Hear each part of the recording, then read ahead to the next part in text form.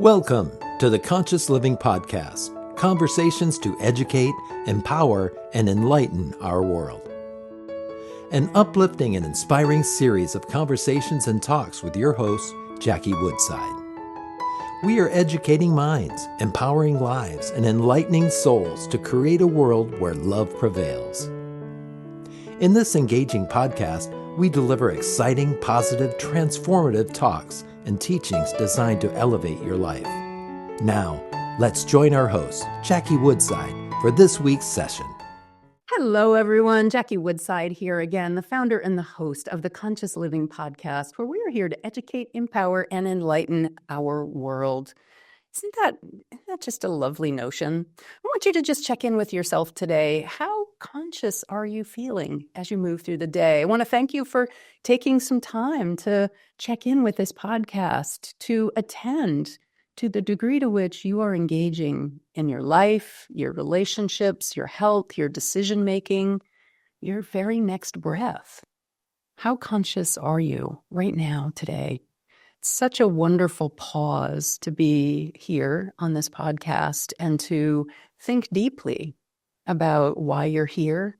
You know, we're some of the ones that ask the big questions. What's it all for? Why am I here? Am I fulfilling my purpose? How is God expressing through and as me in this world? Am I living true? Those are the questions and many more that we like to explore here on the Conscious Living Podcast. And I think one of the things that I'm most moved by in this podcast is the extraordinary people that I have the honor to share this knowledge with you and with them. And today I'm bringing to the Conscious Living Podcast someone who I've known about for many, many years, and I'm just honored to have her join us here on the Conscious Living Podcast. Christy Whitman is a transformational leader, celebrity coach, and probably most known for being a law of attraction expert.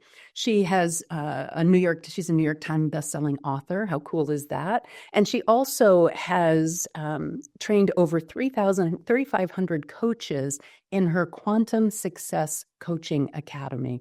So Christy is someone who has been in the field for a long time, has ascended to what I would call, she doesn't write this in her bio, but what I would call a high level of not knowledge, but a high level of wisdom. And that's what we're going to dive into today. So Christy Whitman, thank you for being with me on the Conscious Living Podcast, and welcome to the show. Well, thank you so much for having me, Jackie. Hello, everybody. It's so nice to be in the field with everybody. Yeah, absolutely. So, I said a few things about you. You're from Scottsdale, Arizona. I didn't add that piece, but anything that you want to just add to help our listeners get to know you a little bit more? Yeah, I'm just a real person. I'm a wife of 18 years. I've got two awesome teenage boys, a freshman and a sophomore, God help me. One's about to start driving. I'm into fashion. I love doing Pilates, and yet seeking light has always been the thing that really guided me, and it still guides me. And I just happen to earn a living and live my passion and my purpose by helping other people transform their lives. The thing that got me started was I was so tired of bumping up against the perspective of lack and limitation.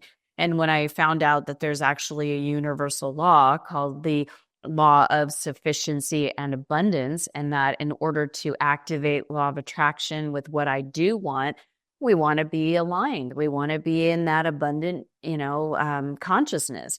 And so it was my dedication to myself to shift from lack and limitation into abundance. And along the way, I got to start helping others through my books and my coaching and healing sessions. And I'm very blessed that I get to do this. I pinch myself every day, but this is what I literally get to do every day by watching transformation happen before my eyes. It's like the greatest show on earth. So that's me in a nutshell. It really is. Well, congratulations on that beautiful life, the 18 years and the two teenage boys. I have a 19-year-old son, so I feel you. I remember those days, and it takes a village to raise a child for sure. What we were going to dive into today is something I love the topic. We want to dive into this notion of your desire factor, something that you call. And I also teach a lot about desire in my body of work, living in the domain of miracles, living a transcendent life. And I'm sure you talk about this as well, that desire is the spirit's expression, how God wants to express through and as you, those deepest held desires, maybe not the desire to have, go have that bowl of ice cream at 9 p.m. while you're, watching Netflix, maybe not those kinds of desires, the desire to hit the snooze button for the third time. Not those passing, like just human level, but those deep-seated, like there's a message that wants to come through me, or there's a trip I really feel called to take, or there's a nonprofit that I really feel called to serve or to start. Those deeper levels as being God's expression, Spirit's expression through and as us. So it's so, so central to my work. It's central to your message.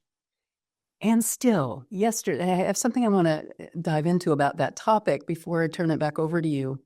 Yesterday, I was walking my dog, noontime every day. I have it on my calendar. My dog makes it on my calendar, Zozo. Every day at noon, I put it in my pink color, which is my well-being color, on my calendar, and I go walk the dog. And I was listening to a Michael Singer podcast. Love the dude. Gotta have him on my podcast. Anyway, I was listening to Michael Singer's podcast, where the topic was more or less shed your desire. He was speaking from the Buddhist principles. So desire as a teaching almost has two sides of a coin, right? So let's, any place there, Christy, that you want to dive into. I have a million other things I should say about that, but I'll record my own podcast rather than, but so in your body of work, what is your desire factor, and how do you juxtapose it? Like I just said, that two sides of the coin of the notion of desire. Well, the one side of like the negative part is that we should just be happy with what is and not have any desires, because desires are the, root of suffering, and that, having desires leaves us in the feeling of not enoughness, which is lack, and having desires that are materialistic makes us materialistic and not spiritual. But nothing gets created without a desire. There was a desire for God to create the universe. There was when you were talking about sitting up and getting a bowl of ice cream, nothing happens. We don't go and get that bowl of ice cream unless we have the desire to do so. So nothing in the physical world actually happens. Now, some desires are positive and life-giving and move us in a good direction. Other desires may not, but every single desire has a purpose, and it has with us when we feel that there's a desire that's bigger than ourselves. That is something that is going to move us in a different direction. And desire, the biggest thing is that we think that, once I have that desire manifested, then I'll be happy. But desire is actually the process of growth, because as we are moving towards that desire, we become something bigger, better, different. And it's not because we're not enough. It's not because we need something to make us better. It's because we're coming from a place of, I am satiated, I am good, and yet that would be fun. That would be life-giving. That would feel joyful. That would feel exciting, right? And so there is this kind of, what I talk about is there's a spectrum, and we could place the topic of desires, money, relationships, body in this whole spectrum. So I like to think of things as like three buckets, right? The first bucket is lack, limitation, not enoughness. This is where all of our worries, our fears, our doubts, our insecurities, our programs, our trauma, where that comes in, where everything's a problem, when we're in drama, where there's chaos. That's lack and limitation. When we are holding our consciousness, and I definitely want to talk about what consciousness is to me, but when we hold our consciousness in lack, we feel bad. And when we have desires that are coming from that place, I feel lonely, so I want a partner. We're coming from lack. And if we're coming from lack, we're not a vibrational match to what we want. So it takes a longer time to get it. We feel like we're struggling. We're in lack. Lack never feels good. And so whatever we attract from that place and vibrate from that place is going to be the same. That's why people feel stuck, right? So the first bucket is lack. The second bucket is contentment, or at least I'm okay. This is enough, right? It's sufficient. And that's the key to working with the law of sufficiency and abundance and the other universal laws that I talk about, is that this is okay, this is good, and yet there is more. But it's not like I have to go get it in order to be okay, or I have to go get it in order to prove myself, or I have to go get it in order to not feel lonely, sad, depressed, angry, frustrated, disappointed.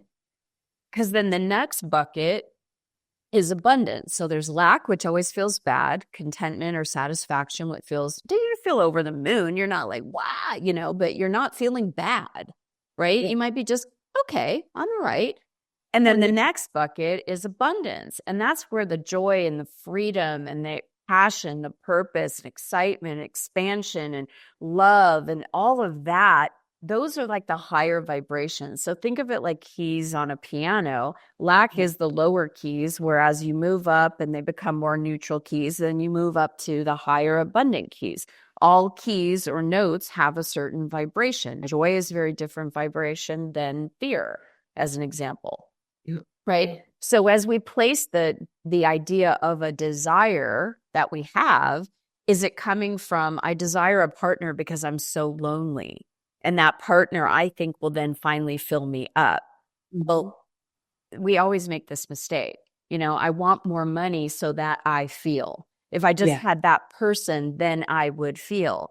And we're putting our feelings, our consciousness, really, we're putting all of our, I hope that works, right? We're putting everything outside of ourselves. Let me go work to go get it. Let me attract the person, the place, the thing, and then I'll feel. But the truth is that when we're in that satisfaction place, that opens the door for abundance, and then we are a magnet to it. Yes, in many cases, we have to take action because we're physical. Of course. Right? But we're now in a place of like a desire. Ooh, that feels good. That would be fun. Oh my gosh, I would love that. Right? That seems like the right thing to do. And then we move towards that, not because we're coming from a place of suffering or, the more, get, because that also is from a place of lack. Yeah. Yeah. I love it.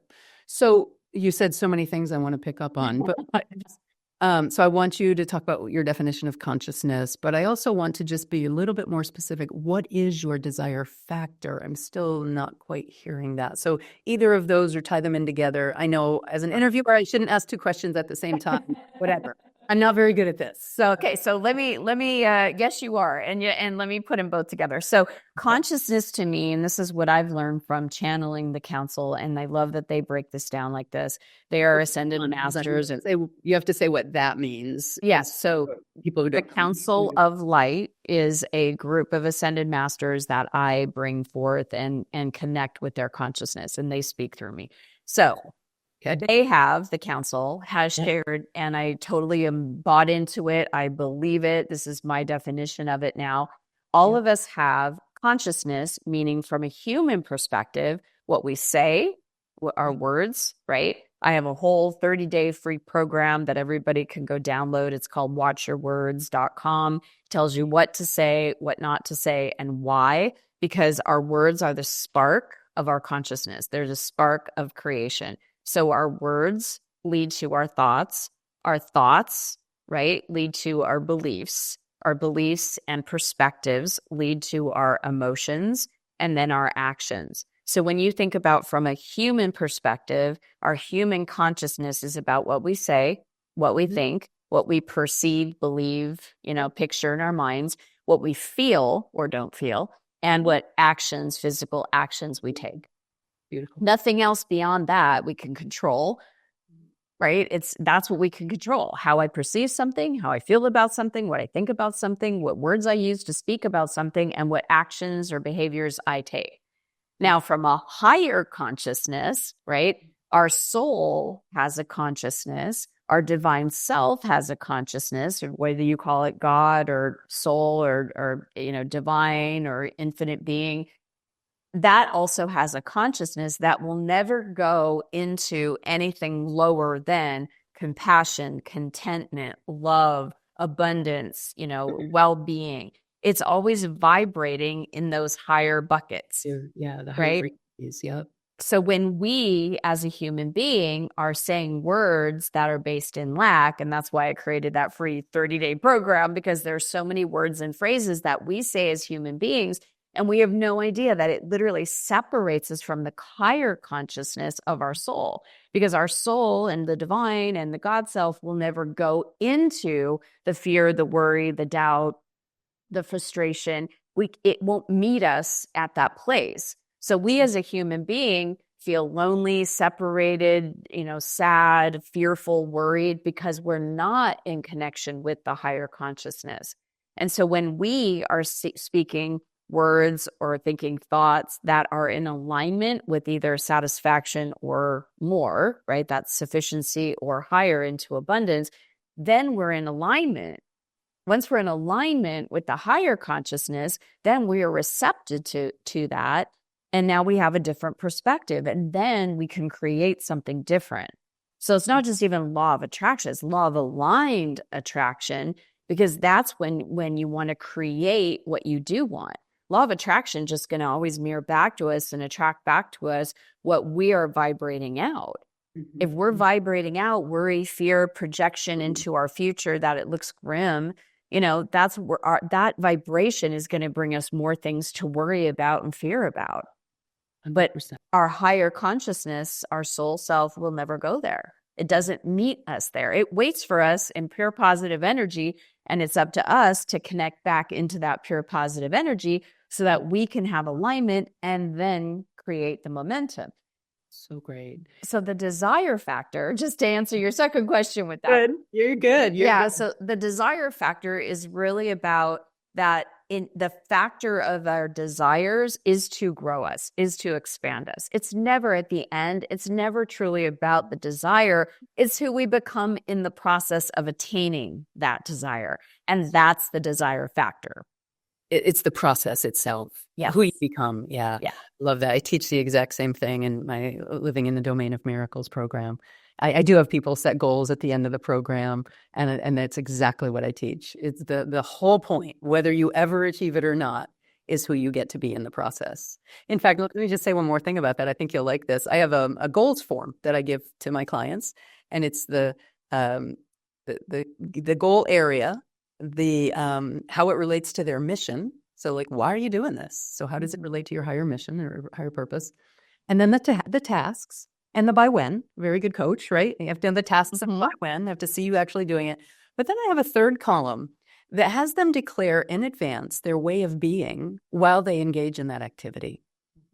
And I teach this exact notion of what you're saying here, that you can say, well, I want to attract new love in my life. And so one of the things I'm going to do is clean out my house to make room. I'm going to unclutter my space. Great thing to do. But if you do that thing in the energy of, pissing, complaining, self-criticism, oh, why am I such a slob? I shouldn't have let things get like this. This is it. You're creating energy that will repel your desire, rather than creating the energy that will attract your desire.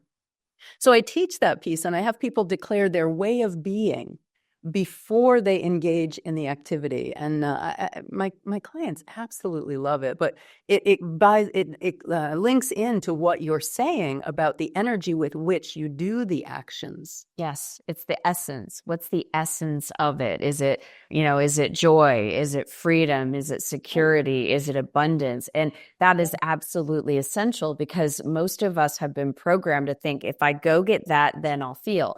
And that's where I came into, I've been doing this work publicly and professionally for 25 years, but personally for over 30 years, because I got to a place, it's like, wait a minute. I thought that if I do this and I do that and I do this, for me, it was go to college, get a degree, find a great job, find a man, get married, That's what I call the default life. Yeah, that's it. Check the box. Check the box.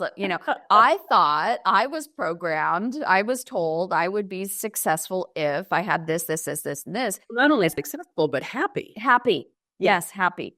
And I found myself successful. I had all those things, but I wasn't happy. I felt unfulfilled. And so it's like, how can I then? Is that paradigm of, wait, I did it all. How come I'm still not satisfied? How come I'm still not even happy? What's going on here? And that led me to ask those questions where I felt like, okay, I'm thirsty for more here. That just, I live in the desert, right? So it's like thirst, I need a glass of water kind of thing. And that's how I was feeling spiritually. And I found meditation. I literally met a woman who was cutting my hair, and she was so different. I could not explain it. I did not have the words for it, but there was something really different about her. Now I could say, in my language now, I could say she was so filled with light, and she was just beaming with this joy. And when she was cutting my hair, I'm just kind of watching her and observing her, and finally, being as blunt as I am, I said, all right, Janine, what the heck do you do? And she goes, what do you mean? And I'm like, you're different than most people. What do you do? And she goes, oh, I meditate. And I go, meditate. Now, for me, back then, there wasn't the internet. There wasn't anybody from my past Catholic, like Italian family and friends and people I knew that ever meditated. So I had this paradigm that people that meditated was some guru guy sitting on a mountain somewhere in a yogi position with a long beard and a white coat and, oming. And when here's like this really hip chick from San Ramon, California, she had cutting hair, and she was super sweet and super cute, and, had a dog and a husband. And I was like, what? But I don't know if you ever saw the movie When Harry Met Sally, and they're in the restaurant and Sally's pretending to have an orgasm, and it's like, I'll have what she's having. I mean, that's how I felt with Janine. I'm like, I'll have what she's having, because whatever it is, there is a light there. Again, did not have that language. There is something here that I want. So beautiful. And so she's like, here's my meditation teacher. If you remember those big clunky phones, I'm dialing as I'm leaving the salon, right? And the minute I went to Melanie's house, she had candles and clinky clanky music and angels and incense and all these kind of things. And I'm thinking, what in the world am I doing here, right? She sat me not on a couch, on a cushion, on the chair, not on a chair, on the floor, and looked me straight in the eyes and said, you create your own reality. And it was like, I've never heard that ever before in my life up to at this point. And it was like, yes, I do. How? My mind kicked in. How do I do that? Yeah. Because there was a deeper part of me. It was like, yes, I'm home. That's truth, right? I know this to be true. I don't know how I know this to be true, but that's true.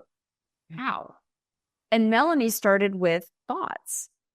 You're creating your reality by the thoughts you think. You're either repelling the things that you want from you, or you're attracting the things that you want or don't want to you. And I was like, thoughts? I mean, I was so identified with my thoughts that I thought, my thoughts? And she could see I was having like a moment. She's like, you know what? I want you to go home for a week and just start paying attention to your thoughts and know that you're not your thoughts. And so I would walk by a mirror and hear myself faster than anything, cut down everything from my nails, my hair, my body, everything. And I was like, what? Those thoughts are not me? If those thoughts are not mine, where'd they come from? Right? So this just led me to a whole other, and that's where I came to a place where it's like, how can anybody feel satisfied, happy, content if you have these negative thoughts judging you, criticizing you, condemning you, beating you up all the live long day? And so that's where I started. That's the human condition, right? Correct. That's what people don't understand. They think that because nobody really talks about that, like people kind of walk around thinking there's got to be something wrong with me. Maybe I'm depressed. Maybe it was my childhood. But no, really, what you're here to transcend is simply the human condition. That, whether it's negativity bias or, neurologically, your brain is programmed to keep you alive. Psychologically, the ego is programmed to keep you alive. So everything is perceived as bad, wrong. Maybe I'm going to be ashamed. Maybe I'll be relegated away from the tribe. Maybe the bear is going to come around the woods and get me. But it's constant, and it's just the human condition. No, of course, we're not thinking about the bear or that I'm actually going to be sent onto the tribe. We're thinking things like, what if I don't have enough money in retirement, or what are my kids going to be okay? And, oh, look at that. Oh, I think he's vaping. Oh, wait, what does that mean about his future? We just get so wrapped up in this kind of constant drone and I don't even want to say a drone of negativity, although it is. I really want people to get it's the constant drone of the human condition. But when you bring in the soul light and you bring in the divine the only light, path. It's the only path to overcoming the human condition. You cannot, Einstein said you can't solve your problems with the same level of thinking that created them. You cannot transcend the human condition through human mechanisms. Yeah. You can only transcend the human condition through spirit-based means. So good. I could talk to you all day long. Yeah.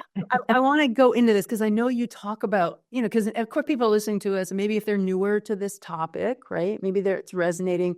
They're like, all right, you two seem to have this all figured out, but how? How do I do this? So you teach these 7 steps to creating your desires. Do you want to talk about that, or other things you want to touch on first? I do. And the thing, Jackie, is that I really want to make it very simple for everybody. And that's why, years ago when I released my book, Quantum Success, I was doing a lot of PR and like radio people would be like, okay, but how do you break this down? This is like, you're talking about quantum field and universal laws. And that's where I said, we got to start. I started like with Melanie with my thoughts, but you know what? Let's even go more simple. It's our words, because our words are thoughts. And so when you are understanding, there are some words, phrases that we say that most people aren't even aware of, that pull. It's there. In the beginning, there was the word, right? So everything starts with our words. So again, you can go to watchyourwords.com. It's free. There's 30 words and phrases that if you can shift out, and I gave you the option, I give you the what not to say and why, and what to say instead. And just by doing that, they're 2 6-minute videos. Just by shifting that, you will see that you feel differently. I had a coaching client one time tell me, oh my God, I'm so upset. My friend just invited me to a trip to Hawaii, all expenses paid, but I just had to get myself there. I had to fly, but I can't afford a ticket. And I said, okay, let's change your language around this, because what you just have declared is, I can't afford it. You have literally been gifted this amazing gift, but you're negating it because of what you're saying. Well, I can't afford it. It's too much money for a flight. And I said, I understand that, but by saying that, you're not even coming into the field of pure potentiality. So let's shift it. And so I said, instead of saying, I can't afford it, say it's not a financial priority. Because would you want to go? And she's like, oh my gosh, I'd want to go. Absolutely, I'd want to go. Well, then tell the universe that, declare that. Yes, I would love to go. It's not a financial priority. Says that I have other priorities before this, but I'm open, right? So she shifted the energy. She called me back an hour later and she goes, you're never going to believe this. My friend wants me to go so badly on this trip, all expenses paid, food, hotel, everything. She has a ticket that is transferable but non-refundable. She already bought her ticket, so I just got a free ticket to Hawaii. And I'm like, see, if you would have just kept with the, well, I can't afford it, you've closed off the possibilities and the potential. So it all starts with your words. It all starts there. It's powerful. Now, the 7 steps that I write about in the book also coincide with universal laws that I talk about. And we touched on this as well. The very first step in order to not only attract or attain your desires is to receive your desires, is to be in alignment. Because just what we talked about, if you're closed down, if you're thinking, my life sucks, life is hard, nothing ever works out for me, why is this so hard? How come things work out for them? If you're playing the victim and you feel like a victim mentality, and there's that energy of, self-pity, which most people will never admit, by the way, because people would say that to me, oh, you're playing the victim or you're in self-pity. I'm not playing the victim, but nothing I do ever seems to work out. That's playing the victim, right? That's the words that we say, that I'm a victim to my circumstances, but nobody likes to admit that they're a victim to their circumstances. Or even a victim of their own thinking. Correct. a victim of their own emotions. That's the other more subtle level when you really kind of help people get into this. Well, I can't help it. It's just the way I think. I can't help it. It's just the way I feel. Right. Exactly. So that whole thing of when you're closed down, when you're in the first bucket of lack, like we talked about and started this conversation, you're not in alignment. You're not in alignment. We talked about this too before we pushed record, Jackie. You and I were talking about the information that is on our computer, right? Yeah. That's what we know. That's what we've done. We've engaged with. The picture has already been taken. The files have already been created. But what if you have a deeper question? Or if you want to ask something or know something that's beyond the knowledge on your computer? If you just have your computer and you don't have access to the internet, you're stuck with what's on your computer. But when you hook up to the internet, now you can listen to podcasts. Now you can go on Google. You can go check out AI stuff. You can go on YouTube. There's like a whole world, more infinite, in fact, of what you have access to. When we're in the dumps and we're being negative, we don't have access to the alignment of what is literally infinitely possible and the pure potentiality that exists from our soul, from our higher mind, from our divine self. And so when we align, now the desires that we receive are fulfilling. You want to go do whatever it takes to do it because it feels good, right? So alignment is the first absolute principle and step to be able to hook up, to find connection, to find that support, to find that love, to create abundance, to create well-being. It's everything. To have a desire flow through you in a way that will not only fulfill you today, but tomorrow, next week, next year, the rest of your life, right? So that alignment is essential. That's an energetic perspective. The second principle is focus. Focusing your mind, because again, it's like, what do we have control over? What I say, what I think, what I believe or perceive, right? What am I focused on? Your emotions and what actions you take. But the focus, what are you focusing on? Are you focusing on what you don't want and what you fear that's not going to happen? Or are you focused on what will happen or what you do want to happen? I like to say, asking yourself these three questions. What do I want? I know, you probably see this all the time too, Jackie. I see this still. For 25 years, I've been coaching people. I even had a conversation with my husband the other day. We did a new moon ceremony and I said, okay, what do you want? And he goes, well, I don't want. Most people revert back to what they don't want, right? I mean, again, that's the human condition. Again, yeah. So we got to, cut that out and go, wait a minute. Okay, I know what I don't want. I don't want to gain weight. I don't want to get a divorce. I don't want to do this. I don't want to not have money. We know that. We've known that for decades. We know what we don't want. Now it's time to focus, second principle in the desire factor, on what we do want. So ask yourself, what do I want? Right? If I don't want to be late, what do you want? I want to be on time. If you don't want to gain weight, what do I want? I want to get in better shape. If you don't want to get a divorce, what do you want? I want to have a more connected, loving, supportive, and passionate marriage. Focus on what you do want. What do I want? Second question is, why do you want it? Because that'll get the focus of the mind and the emotions focusing in the direction that you want. What do I want? Why do I want it? And how do I want to feel? Because we always think that once I get this thing, then I'll feel.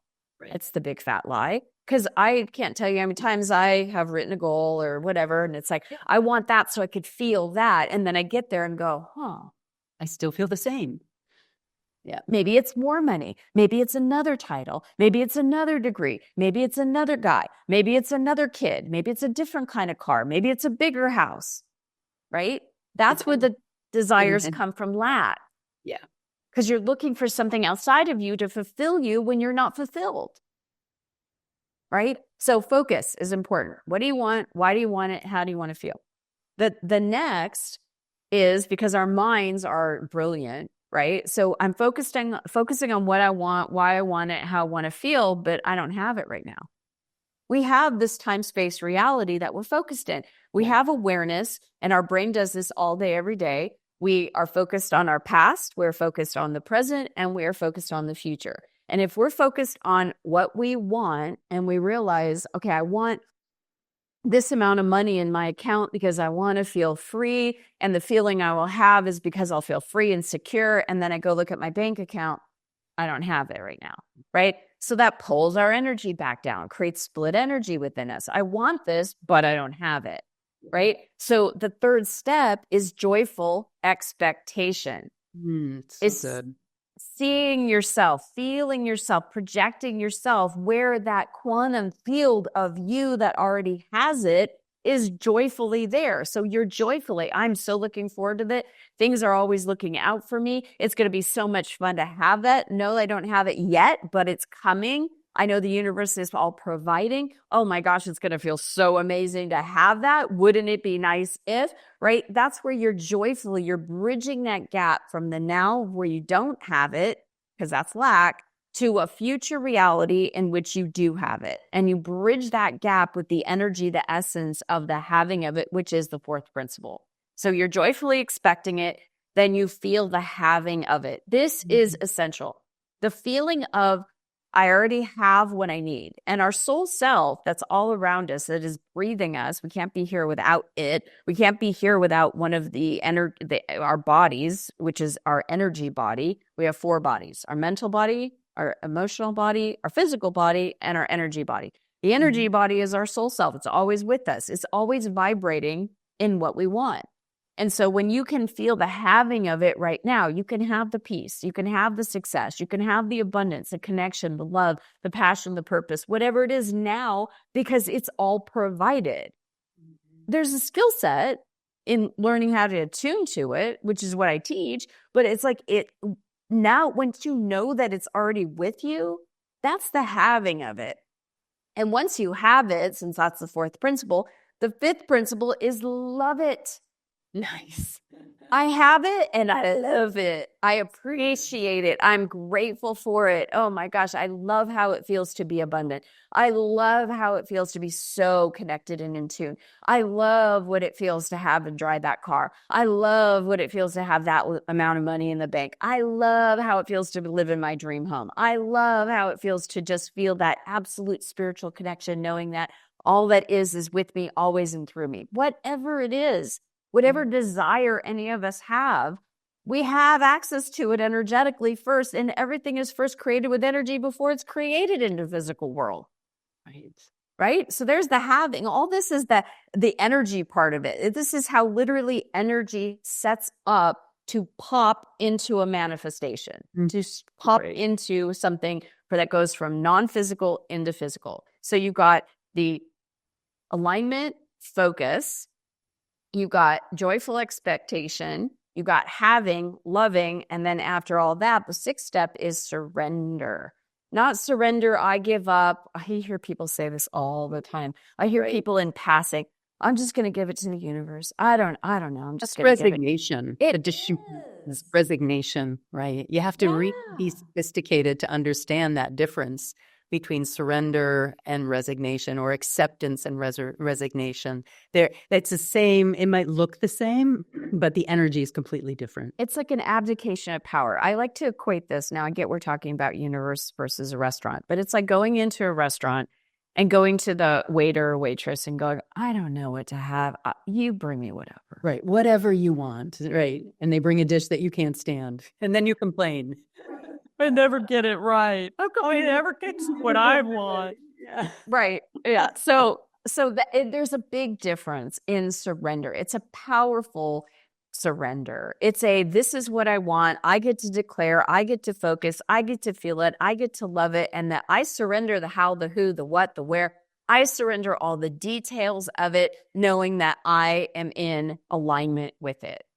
Right. And then the seventh principle is action, because we are the physical to the non-physical. We are the container. Think about it. If you go up to a faucet, you got your sink and your faucet, and you lift up the faucet and the water comes out, it's going to go right down the drain because there's no container. If you put a pot there, now you can contain that water and you can do lots of things with it. You go water your plant, you could boil water, right? There's all sorts of stuff you can do it. We are the container. So we are the energy receiver, we are the energy container, and we are also an energy transmitter. And so us, by taking action, is by taking all of that higher consciousness or energy. Some people get upset when I say it's energy, it's consciousness. So I'm going to say both. When you take that energy, when you take that consciousness, you take that like that emergence of that divine part, and you put it into action. Now you're in collaboration with the universe. Yeah. It's such a beautiful, elegant formula. And one of the things, Christy, that I want to highlight about it is elegant. It's so simple, and yet it's not easy. And the only reason it's not easy is because of the human condition. And what I want to leave people with as we kind of wrap up this conversation is this is why we're here. Yeah. This is it. We are here to create. We're here to create consciously. I love that you talked about the checklist and what I call the default life.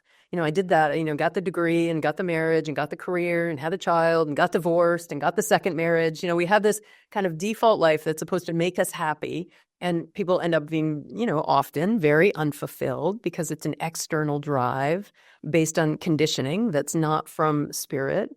So when people understand that, A, this is why we're here, B, it's very, very simple. And then you commit yourself, like you said, focus on, I can do this. Like this really is what I call living in the domain of miracles. If you want to create a life of miracles, this is how you do it. Yeah. But So and I just have to say this too. Having the husband, having the kids, having the car, the business, the money, that's awesome too. Great. Yeah. There's nothing wrong with that. Yes. And that's why I wrote the desire factor, is because the desire factor literally got sparked because I was on a cruise ship going into Venice, and you could read the story, but I was like, I'm going to buy. One time I went there with my husband and my mom and dad, and I just started my business, and I was like, saw all these, I love fashion. I saw all these stores, right? And there was Valentino and Dolce and Gabbana and Dior. And I was like, it was like, this is amazing. I only know these stores from Sex and the City. This is incredible, right? And I walked into these stores and I was like seeing the prices. I'm like, oh my God, right? And I said, someday I'm going to come back here and I'm going to buy myself a purse. Nice. That was the desire factor, right? So many years later, I not only came back with my husband and my mom and dad, who I paid for a cruise on the, I came back with my two boys as well. And my husband and I went to the streets of Venice, and I decided I took upon to buy myself a Dolce & Gabbana blue, beautiful purse. And I'd come back after a beautiful day of eating pasta and drinking wine and just having this incredible day. I take it out of the package and I'm looking at this purse, which this was a desire factor that represented years of success and years of generosity and years of, putting things into action and having them be fulfilled and having a different type of lifestyle, right? And as soon as I looked at it and was like, wow, I heard a voice in my head say, you're so materialistic. Who is that? Where did that voice come from? Right? Making it wrong. Yeah. To be successful, making it wrong to want to have something material, we're in the material. We are spirits in the material world. Right. And Ice cream at 9 p.m. is okay sometimes. and all the material things in the world were first energy. And so that's why the desire factor is so powerful, because it teaches you how energy sets up, what desires are for. And like we said, it's never about the end thing anyway. It's about who you became. That purse that sits in my closet, it's not about that purse. And it's not about, oh, I love the purse. It's about who I became and my story and all that I did and all that I went through and all that I overcame and all that the growth that I experienced. And because of the people that you helped and the people that you impacted, how you rose consciousness on the planet because of what you were doing. All that and a bag of chips. Yeah. So amazing. Christy, I could talk to you for a week for sure. So you've got watchyourwords.com, which is the free download that people can go and really look more deeply at the language that how you language your world is how you create your world. Yeah. So you're helping people concretely with that. I love that. Are there other places that people should find you or look for you? You can go to christywhitman.com. That's my main website. I'm on Instagram, Christy Whitman Official. The normal places. All my books are online, so. Yeah. And you've written 7, right? Yes, yeah. 7 books. Wow, that's so awesome. It is delightful to be able to spend time with you today. I just really want to acknowledge you for the difference that you have made and are making in the world, helping people really understand that our true power lies within, that we are always our own guru, and that energy of life is always working for us. It's so delightful to have you on the show and to be your colleague. I look forward to working with you again on other projects, and thank you so much for being with us today. Thank you, Jackie, for what you do.